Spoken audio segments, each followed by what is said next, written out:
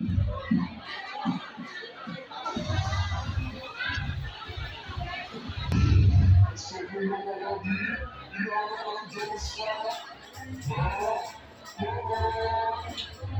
ya, ada apa?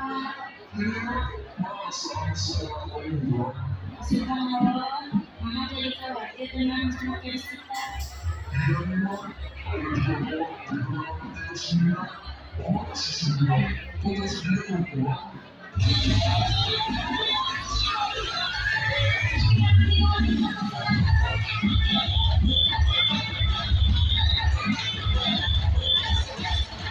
Sosok datang-datang punya salam DJ mau kemana masa ini kalau ada semua kayak kalian kita lama masih muda lanjut.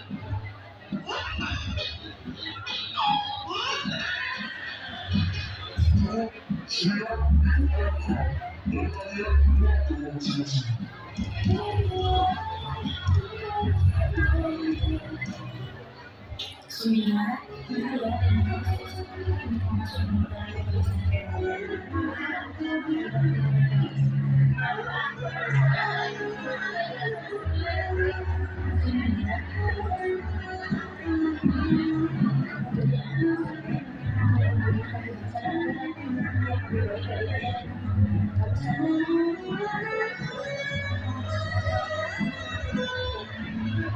Akhirnya, Sumina setuju untuk dimasukkan ke sebuah pondok pesantren yang berada di Dusun Kaburan, Desa Banyuwana, Kecamatan Sukoharjo, yang bernama Pondok Pesantren Darul Amanah. Assalamualaikum Ustaz. Waalaikumsalam. Ada yang bisa kami bantu Pak? Dari ini Ustaz, saya insyaallah ingin mengingatkan saya hari ini adalah saya yang solehah. siapa? Insyaallah kami akan berusaha semaksimal mungkin.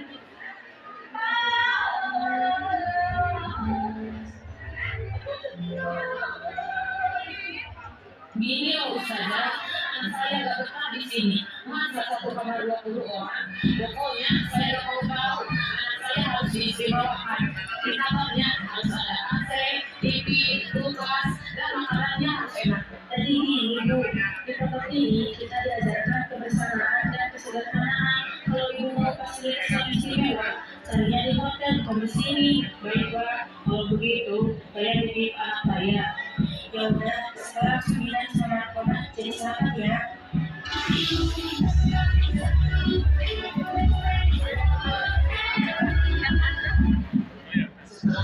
Udah ya?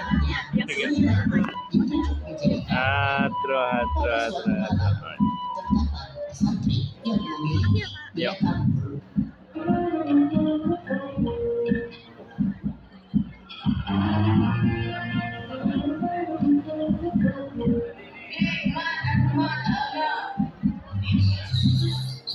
Mau kemana kalian? Jam segini masih keluyuran. Ini Uti mau nganterin dia ke kamar.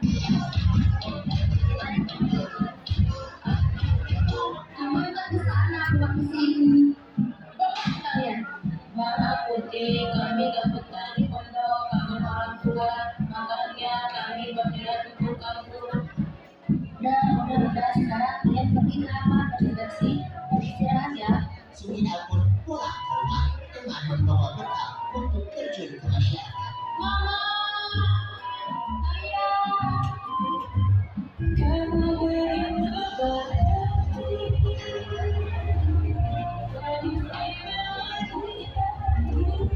Masya Allah, Mama. Sekarang dia cantik, soleh, pintar lagi. Alhamdulillah, semua bakat-bakat Mama sama ayah. Kini dia menjadi pokok ibu-ibu yang memperkenalkan tulisan dan pucuk dalam Al-Quran.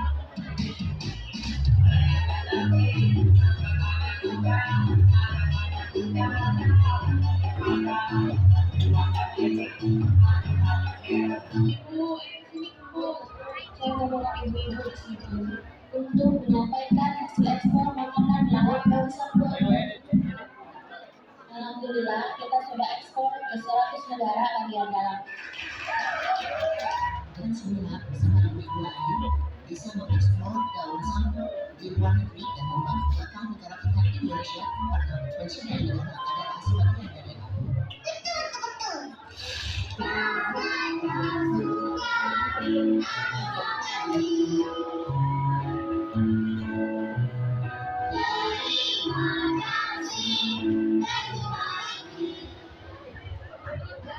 warahmatullahi wabarakatuh.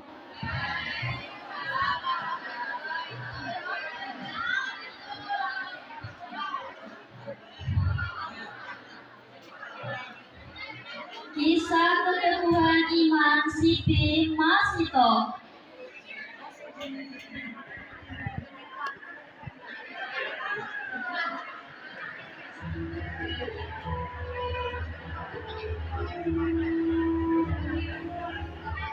Pada zaman dahulu, Mesir dipimpin oleh seorang raja yang sangat mengagungkan dirinya sebagai Tuhan bagi rakyatnya. Dialah Fir'aun. Fir'aun memiliki seorang putri yang cantik jelita.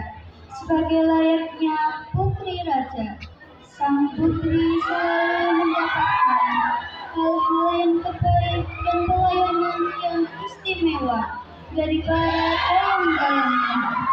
Sang putri memiliki dayang yang dia percaya untuk menata kecantikannya. Dayang itu bernama Masito.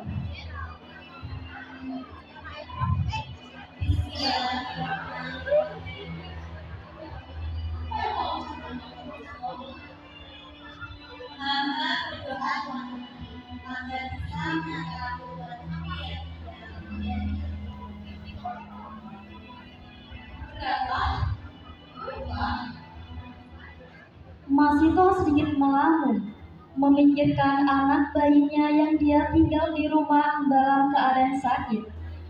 Tiba-tiba, tanpa disengaja, dia menjatuhkan sisir yang digenggamnya.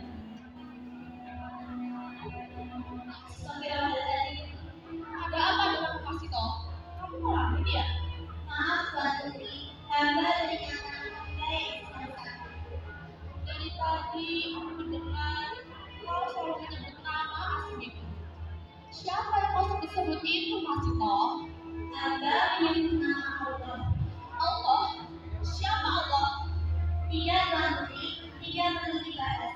Lebih baik Tuan Putri bersiap untuk pesta. Baik, cepat sedikit. Sesegera mungkin Masito menyelesaikannya.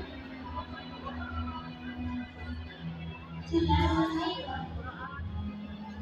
Baik, silahkan kembali pulang dan aku akan segera pergi. Masito tersadar kalau ucapannya akan membawa malapetaka baginya, bahkan mungkin bagi keluarganya. Tapi ia tidak mungkin menarik ucapannya. Pulanglah ia ke rumah dengan perasaan cemas dan khawatir. Diceritakanlah segala yang terjadi pada suaminya. Mereka tertegun, bingung, terbayang kelak apa hukuman yang akan diberikan padanya. Di sana, sang putri bertemu dengan penasehat. Lalu, putri pun menanyakan, apa makna arti yang diucapkan Masito tadi? Penasehat, izinkan aku bertanya. Apa arti kalimat dengan kata Allah itu? Kalimat-kalimat itu merupakan ucapan bagi orang penyembah Allah dan pengikut Musa. Apa? Berani-beraninya dia berkhianat di dalam ayahku. Akan kuadukan dia kepada ayah. Lalu putri pun melaporkan hal itu.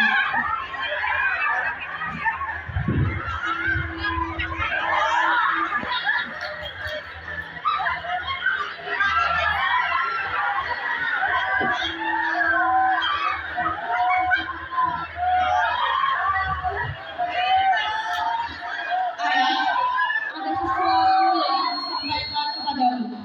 Ada seorang pengkhianat di kerajaan kita. Dia menyembah Musa dan tidak menyembahmu. Nama dia adalah Masito. Apakah benar. Pengawal, siapkan keluarga Mas Tom sini sekarang.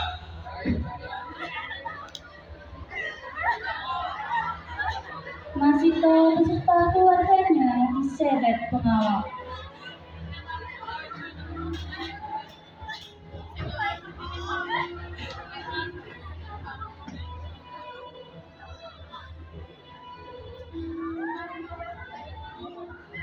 Mas Tom, kau tahu siapa aku?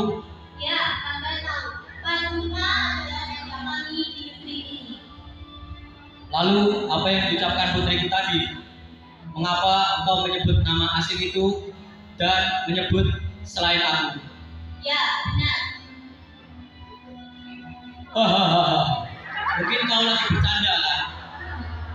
Kali ini ku kasih kesempatan kedua bagimu. Sekarang kau menyembahlah ke depanku dan berkata, Fir'aun adalah raja. Tidak, Tuhanku adalah Allah, bukan kau. Kau adalah rajaku, tetapi bukan Tuhanku.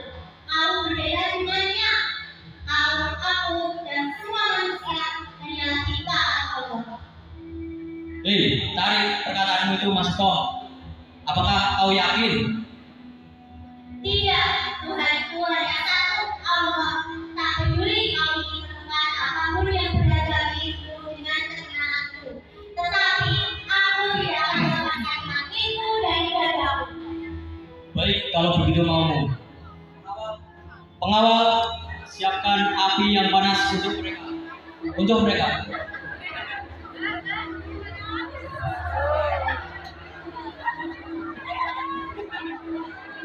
Para pengawal segera menyiapkan api besar di lapangan.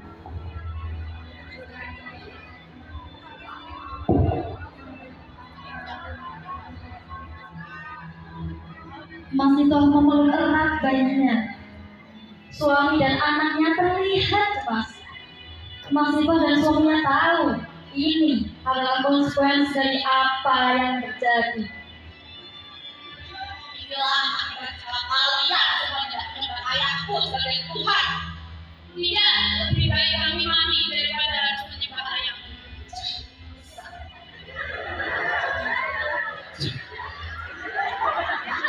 Harus.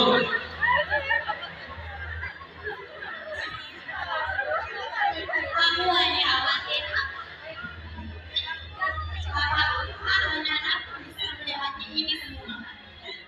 Kalian percaya bahwa Allah selalu ada untuk kita. Allah pasti akan menolong kita.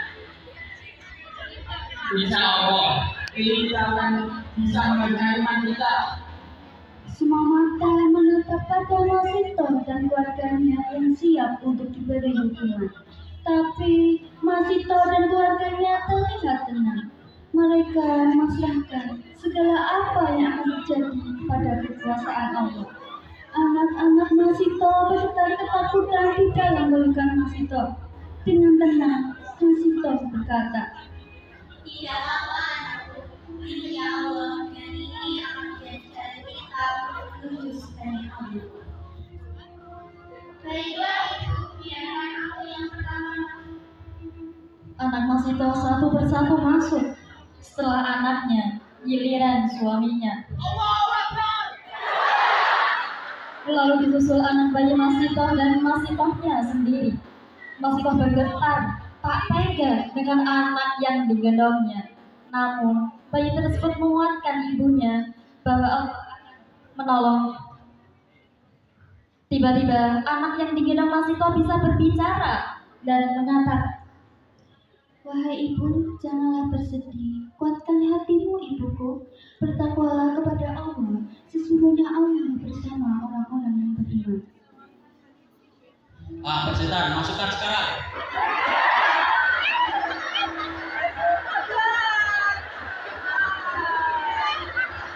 Aku menginginkan kepada kalian. Betapa besar yang akan tahu kepada Tuhan. Bismillah. Air yang semulanya panas menjadi dingin. Di badan Masito dan keluarganya seperti didinginkan di surga. Dia dan keluarganya meninggal dengan tidak melepaskan keimanannya pada Allah. karena keimanannya ini tidak bisa dinilai dan dihitung dengan benda yang mahal dan berharga di dunia. Dan cintanya kepada suami, anak, dan hal-hal duniawi tidak melebihi kecintaannya karena Allah Subhanahu wa Ta'ala. Ingatlah, sesungguhnya beriman kepada Allah menjadikan kita bahagia dunia dan akhirat. Dan sesungguhnya Allah bersama orang-orang yang beriman. Masya Allah.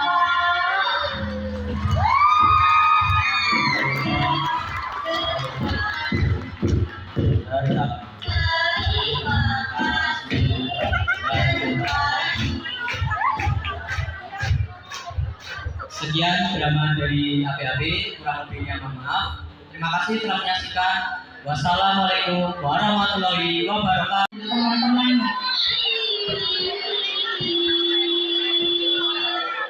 seketika itu pula istri Bang Alai datang.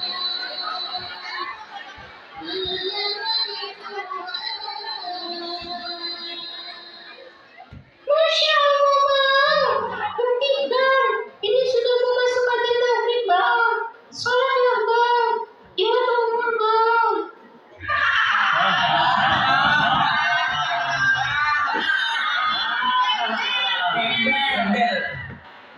Emang kalau abang sholat, abang bisa jadi kaya, Neng.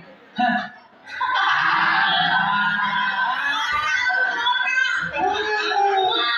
Gembel. Astagfirullah.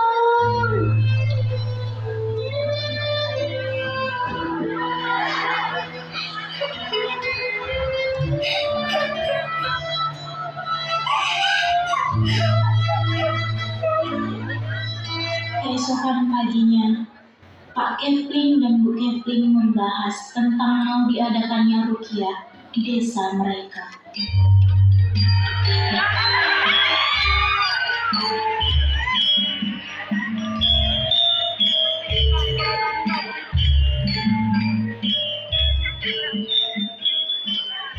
Pak, oh Pak, kini lah Pak, itu arep ngomong iki. Kayaknya ngopo toh Dik, konser-konser ini kok penting. Ngene loh Pak. Bu Kepling pun menceritakan kepada Pak Kepling kalau desanya akan diadakan ruqyah gratis untuk warga. Mengganggu berjalannya acara ruqyah tersebut.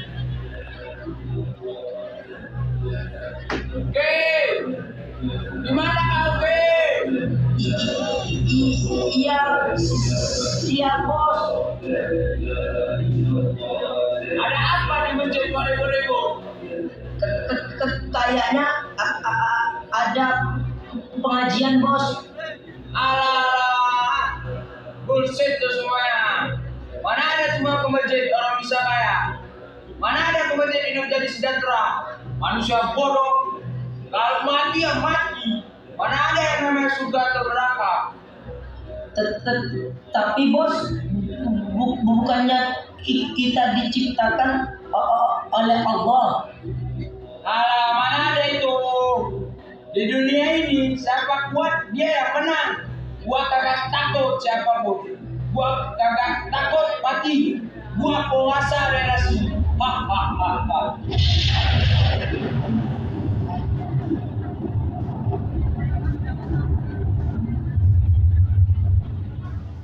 Ayo.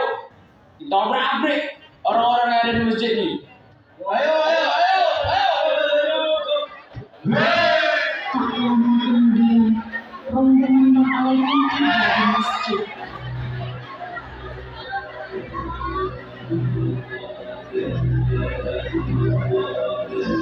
Woi, berisi woi. Sakit telingamu dengar nyanyi kayak gini. Berhenti kalian woi. Ayo.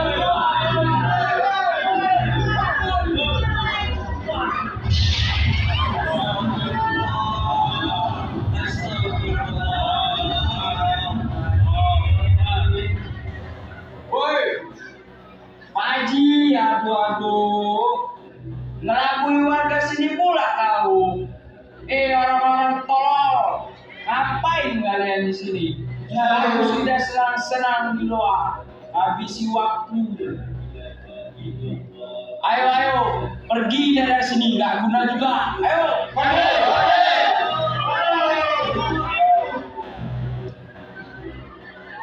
Kemudian Bang Alai dan kawan-kawan pergi meninggalkan warga. Pagi berganti siang dan siang berganti malam. Ketika itu Bang Alai tertidur pulas dan bermimpi didatangi oleh dua sosok bayangan yang menakutkan.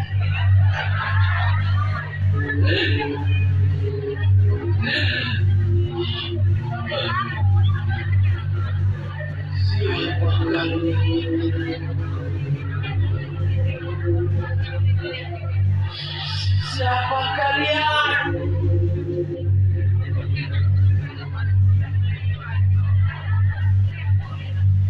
Siapa kalian?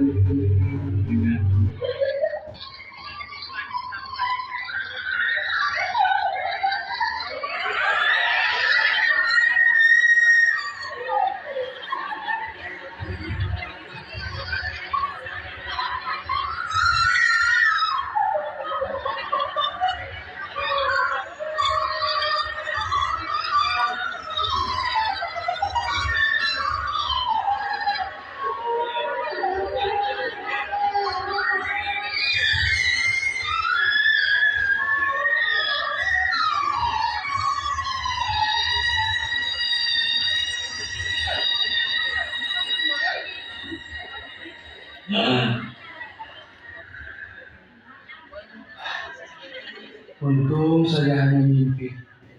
Masa ia preman takut sama mimpi?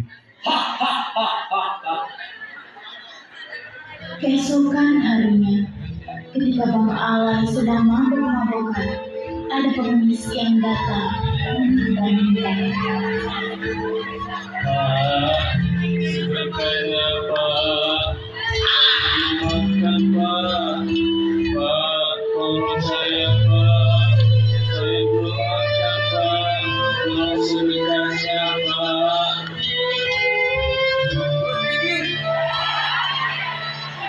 Lu minta sedekah sama gua, sedangkan gua ada makannya susah. Iya, udah miskin, jelek, bahkan kalau ngapain dalam sini? Iya. Astagfirullah. Bang Alai tidak boleh begitu. Tobat Bang, tobat. Tobatlah Bang, sebelum ada datang, tobat Bang, tobat. Betul Bang Alai, Allah sangat membenci umatnya yang suka menyiksa fakir miskin. Tobat kata kalian. Cuy.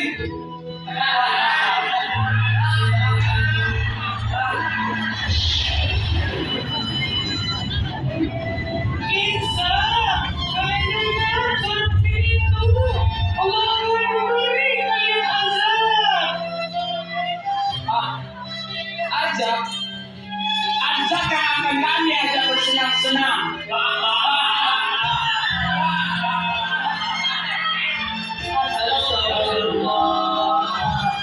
Ayo Pak, di rumah keberadaanmu. Ayo.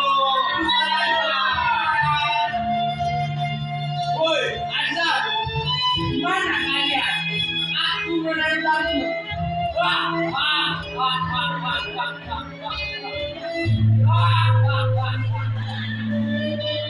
Tiba-tiba azab pun datang. Semua rombongan dibutakan mata dan mulutnya menjadi tidak bisa bicara, dan telinganya disakitkan dengan suara azab yang teramat dahsyat. Keampunan yang batasnya tidak ada.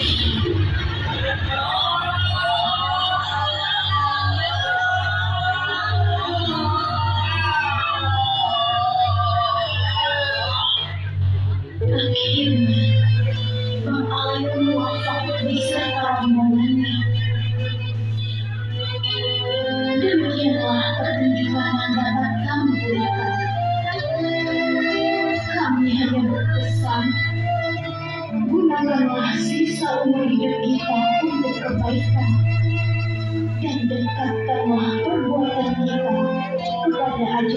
Allah Subhanahu wa Ta'ala, agar kita selalu terlindungi dari perbuatan keji dan mungkar, serta terhindar dari pedihnya azab.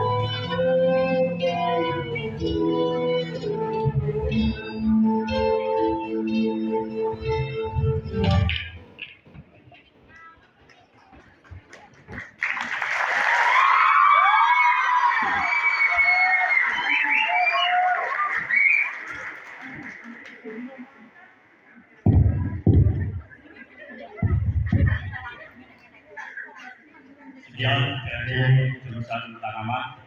Terima kasih telah menyaksikan. Akhir kata, wassalamualaikum warahmatullahi wabarakatuh.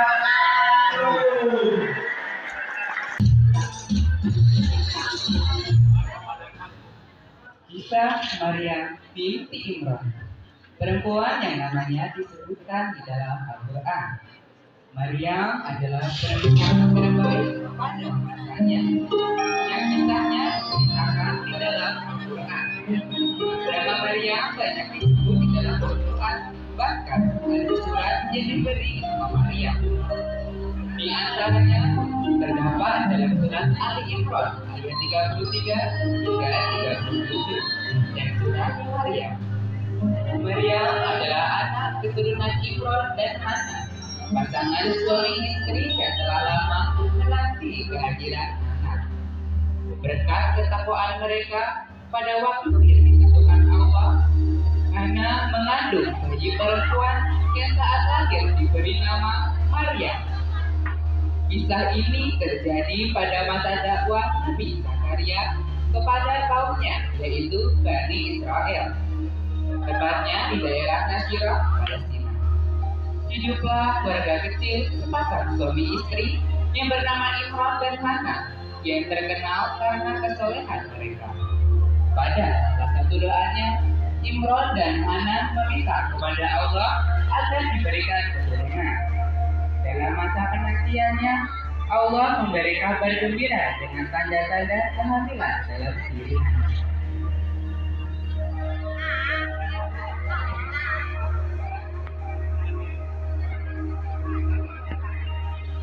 Wahai suamiku, Allah telah menentukan diri di dalam sebentar lagi kau akan menjadi seorang ayah. Alhamdulillah. Terima kasih ya Allah. Kemudian Hana bernazar atau melakukan perjanjian dengan Allah dalam doanya.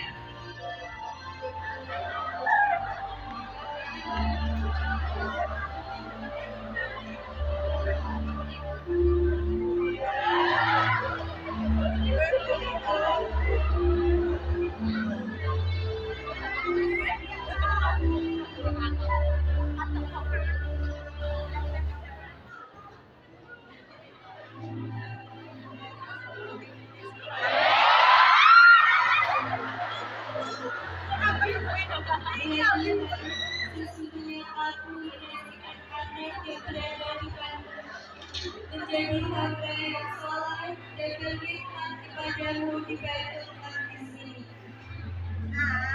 Namun, belum sampai Hana melahirkan anaknya, sang suami Imran meninggal dunia.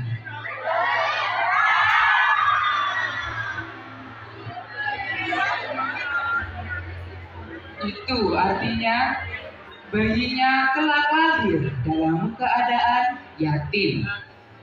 Meski ada rasa sedih kehilangan suaminya, tidak menghilangkan rasa bahagia Hana menyambut kelahiran sang anak.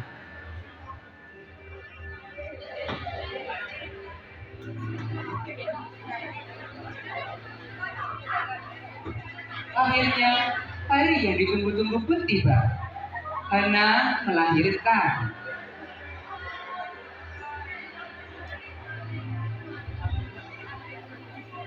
Ya Tuhan, sesungguhnya aku telah melahirkan anak perempuan dan Allah lebih mengetahui apa yang dilakukan. Dan anak laki-laki tidak seperti anak perempuan, sesuai dengan Tuhan.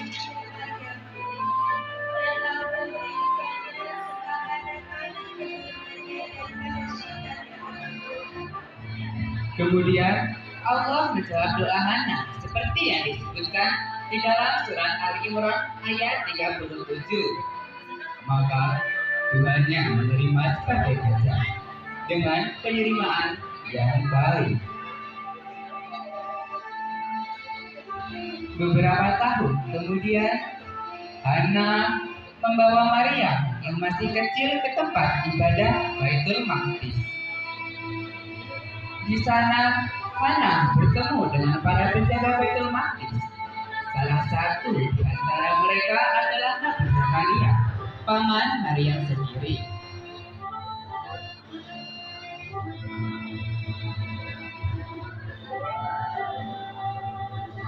Wahai para alim, aku datang ke sini untuk menyerahkan putriku ke dalam pemeliharaan dari salah satu di antara kalian.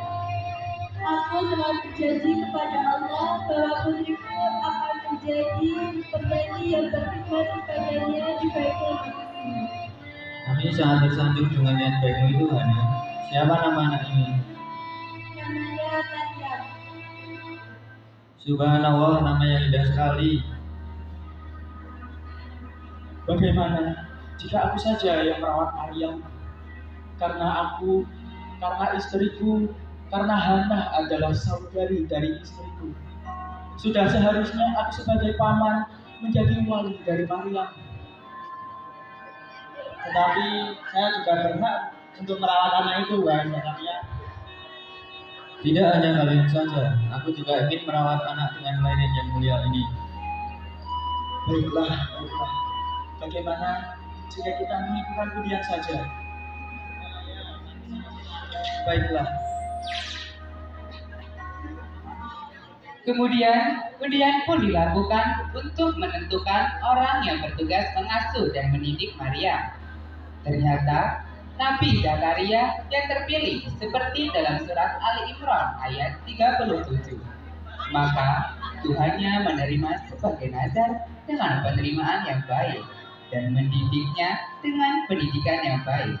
Dan Allah menjadikan Nabi Zakaria pemeliharanya.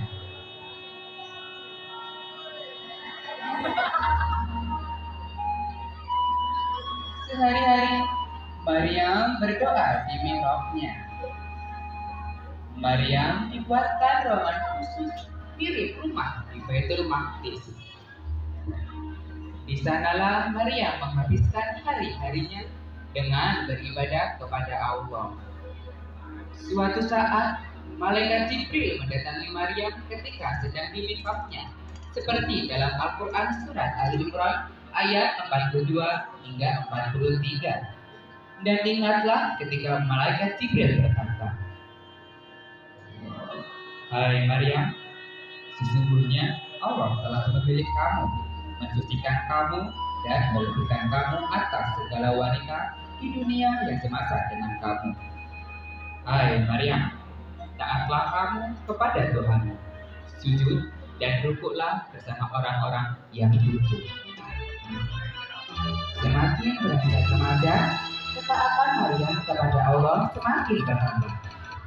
Maryam sangat menjaga dirinya selama hidupnya. Maryam tidak pernah bertatap muka dengan laki-laki yang bukan mahramnya. Hal tersebut tentu saja menambah derajat kemuliaannya di mata Allah SWT. Di mata Allah SWT, Nabi Zakaria bertugas membawakan makanan untuk Maryam di mihrabnya. Namun, beliau terkejut melihat makanan yang sulit didapatkan pada musim itu terdapat di sana. Nabi Zakaria menjadi penasaran. Beliau pun bertanya-tanya kepada Maryam. Ternyata, semua makanan ini berasal dari Allah, sebagaimana dalam surat Ali Imran ayat 37. Dari mana kamu mendapatkan semua makanan ini? Makanan ini dari Allah SWT. Masya Allah, sungguh berlisan dari Maryam. Sesekali Maryam keluar dari mihrabnya untuk keperluan yang mendesak. Suatu ketika, Maryam keluar dari mihrabnya memasihkan diri ke arah timur Baitul Maqdis. Pada saat itulah Allah mengutus malaikat Jibril untuk mengabarkan kepada Maryam tentang kehamilannya seperti yang disebutkan dalam Al-Quran surat Maryam ayat 18 hingga 21. Sesungguhnya aku berlindung padamu daripada Tuhan yang pemurah, jika kamu seorang yang bertakwa. Ya, sesungguhnya aku ini adalah utusan Tuhan untuk memberimu seorang anak laki-laki yang suci. Bagaimana akan ada seorang anak laki-laki sedangkan hamba tidak pernah sentuh orang siapapun dan hamba bukanlah orang berzina. Malaikat Jibril pun menjawab, demikianlah Tuhan berfirman, hal itu adalah mudah bagiku. Sepeninggalan malaikat Jibril, Maria masih tidak percaya dengan apa yang terjadi baru saja. Namun, setelah itu Maria pasrah kepada Allah. Beliau terus meminta perlindungan kepada Allah karena hanya Allah sebaik-baiknya berencana. Demikianlah akhir kisah Maryam binti Imran, perempuan yang namanya disebutkan dalam Al-Quran. Maryam adalah satu-satunya perempuan yang jadi nama dalam surat Al-Quran. Pelajaran yang dapat kita ambil dari kisah ini antaranya, hendaklah para perempuan memiliki sifat ifah, yaitu menjaga diri dari hal yang tidak halal baginya, seperti laki-laki yang bukan mahramnya. Kedua, kita dapat meminta apapun kepada Allah, namun hanya Allah yang tahu apa yang terbaik untuk kita. Jadi bersikap ikhlas dan bersyukur kepada Allah dalam menjalani kehidupan ini.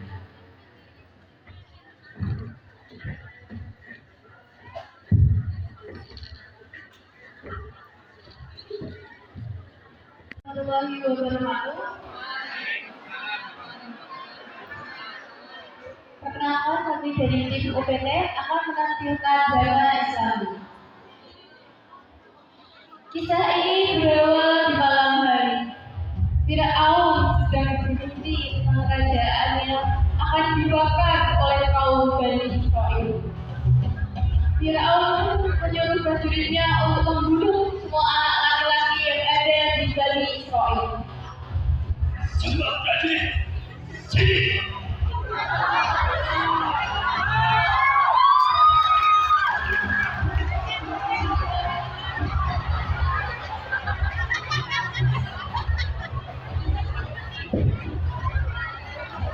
Ada apa berbeda? Yang ada laki-laki dari Bani Israel.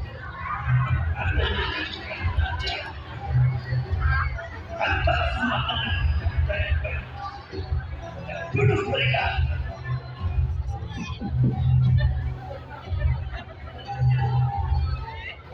Ketika semua anak laki-laki di kaum Bani Israel dihabisi oleh prajurit Firaun, istri Firaun menemukan anak kecil yang diberi nama Musa. Ketika Musa sudah dewasa, dia sudah menikah dan ingin kembali ke Mesir. Ia pun menemui Firaun.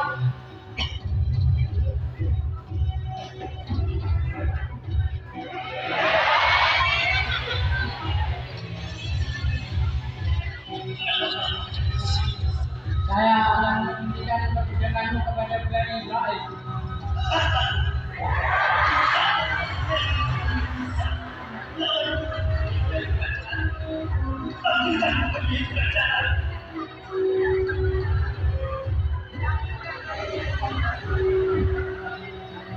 Lalu penyihir itu mengeluarkan ular dari sihirnya.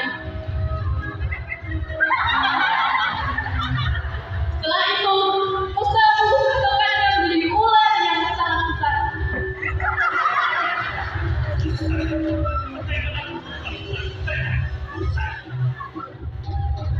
Musa pun mengangkat jarinya yang mengeluarkan cahaya yang sangat kilau. Semua prajurit Firaun pun terkenal akan hal itu. Kemudian Musa pun pergi untuk mencari pengikutnya.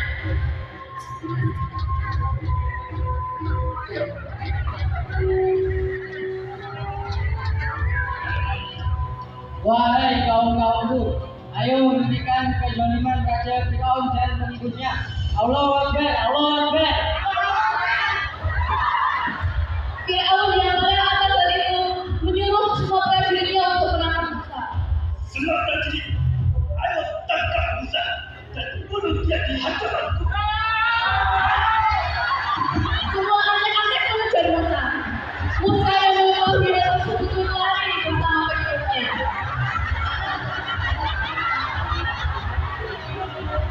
Di pinggir laut, Musa yang bingung akan kemana meminta bantuan kepada Allah.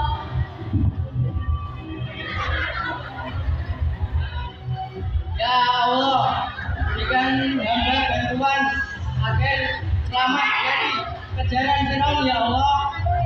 Tuhan pun menjawab, wahai Musa, hempaskan tongkatmu ke tanah. Musa pun melakukannya, dan laut pun membelah menjadi dua.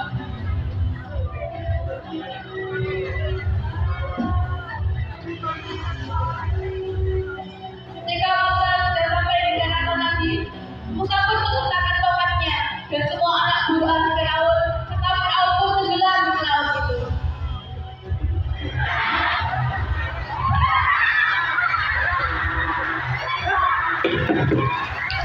Kemudian setelah itu, Nabi Musa pun melanjutkan dakwahnya.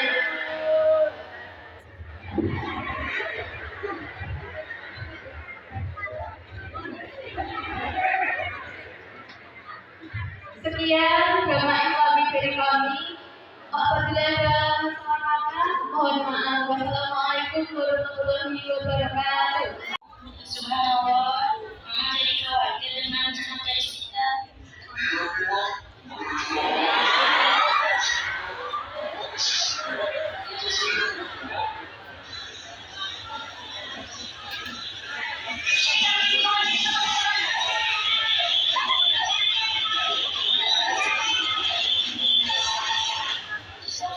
Datang-datang punya salam lagi, mau kemana masa ini kalau generasi mata yang paling? Wah, sudah lama, aku masih muda, apalagi coba.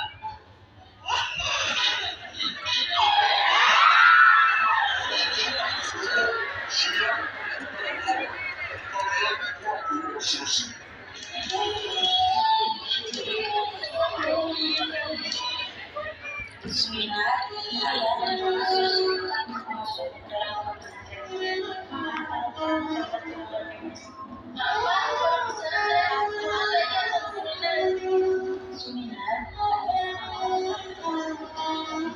jadi anak soleh, anak yang berguna bagi bangsa dan negara, anak yang lebih baik dari ayah dan ibu.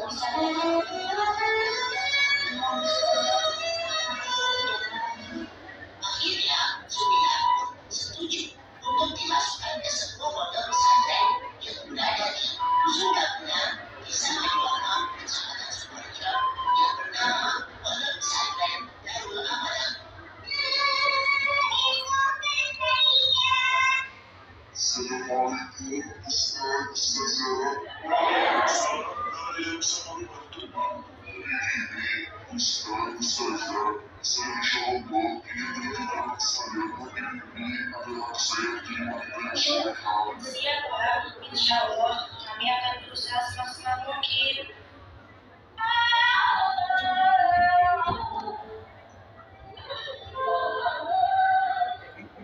Gini ya Ustazah, anak saya gak betah di sini. Masa satu kamar 20 orang? Pokoknya saya gak mau tahu. Anak saya harus diistimewakan. Di kamarnya harus ada AC, TV, kulkas, dan makanannya harus enak. Jadi gini, Bu.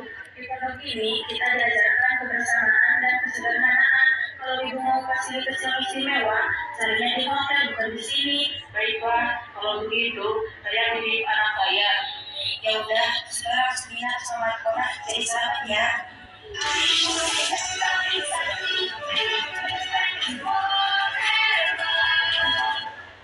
Setelah 3 tahun lamanya, Sumilan pun ditunjuk menjadi tahanan.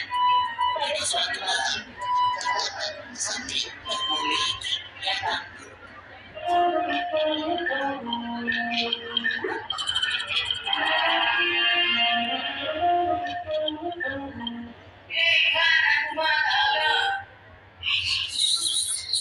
Mau kemana kalian? Dan segini masih keluyuran. Ini bukti mau nganterin dia ke kamar.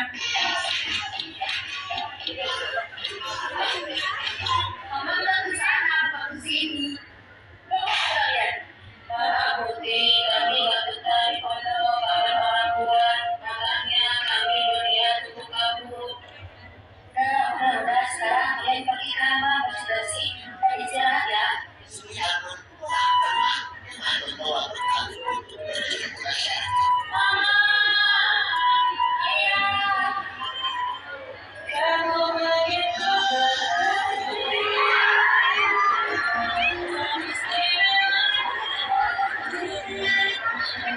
amanah, rambut cantik, soleh, intelligent. Alhamdulillah, semoga terulang tanpa ayat. Yang menjadi fokus yang adalah dalam sebuah dan tujuh dari dua.